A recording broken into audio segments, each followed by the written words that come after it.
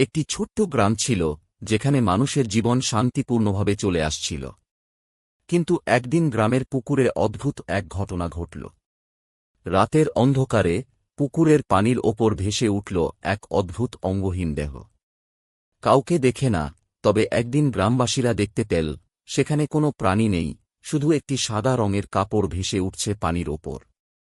গ্রামবাসীরা এ ঘটনা নিয়ে চিন্তিত ছিল, কিন্তু কেউ কিছু বলতে সাহস পায়নি। হঠাৎ একদিন সকালে পুকুরের কাছে একটি ছোট্ট ছেলে মৃত অবস্থায় পাওয়া গেল।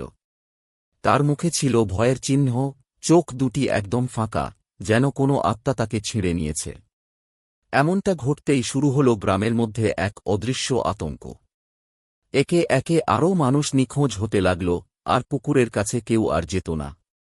কেউ জানত না কি বা কে গ্রামবাসীদের শিকার করছে, তবে সবাই জানত যে পুকুরে কিছু গাঢ় রহস্য লুকিয়ে রয়েছে, যা একদিন সকলকে গ্রাস করবে।